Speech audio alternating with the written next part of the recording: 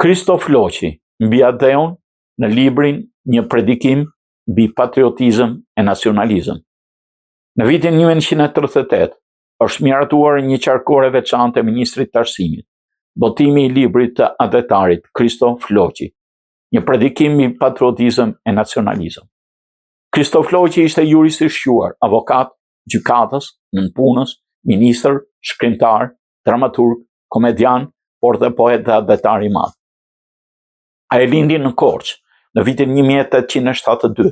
Mësimet e parë i mori në shkollën qytetëse në Korçës, ndërsa studimet e mesme i kreu në greqie të larta, ku familja ishte shpërngulur. Përfundoi shkollën e lartë për drejtësi në Atinë dhe nga aty nisi të ushtroi profesionin e avokatit në vitin 1899. Më pas shkon në Korçë, ku hap zyrë avokature, punoi gjatë viteve 1902-1908, avokat në vendlindje e në manastir dhe antar i gjyqit të shkallës së parë në Divar. Në vitin 1908 drejton në Shtetet e Bashkuara gazetën Dielli dhe me 24 dhjetor 1911 drejton mbledhjen për krimin e Komisionit për Bashkimin e Organizatave Shqiptare në SBA.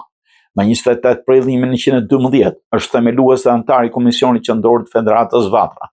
Në vitin 1913 merr pjesë në Kongresin e Triestës, i dërguar së bashku me Fajkonicën.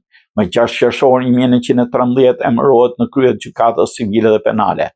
Në vitin 1914 u emërua sekretar i Ministrisë së Drejtësisë.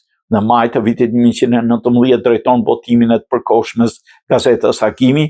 Në vitin 1921 u emërua ministër arsimit në qeverinë e Ilyas Bej Vrionit. Legjislaturën 21-23 u zgjodh deputeti i prefekturës së Dibrës. Më 8 janar 22 hapi një zyrë avokatore në rrugën e Dibrës. Në vitet 25-26 votoi gazetën Indipendenca Shqiptare, kur dhe u zgjodh deputet në prefekturën e Korçës gjë në vitin 1928. Në vitet 28-44 me ndonjë ndërprerje punoi si antar i Këshillit të Shtetit, ndërsa në vitin 1940 zëvend kryetari i tij dhe drejtori i zyrës ligjore të këtij institucioni. Kristof Loqi, krahas detyra të ndryshme shtetërore në fushën e drejtësisë, ai punoi pa ndërprerje në fushën e artit dhe letërsisë. Në vitet 27-28 Kristof Loqi, fal dashurisë për Adeun në Shqipëri, shkroi librin Një predikim mbi patriotizëm dhe nacionalizëm.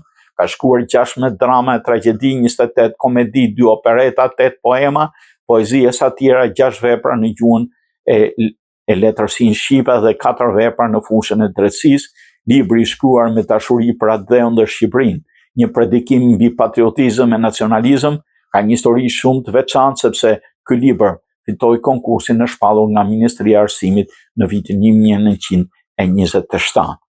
Kristof Loqi vdiq në burgjet komuniste në vitin 1951.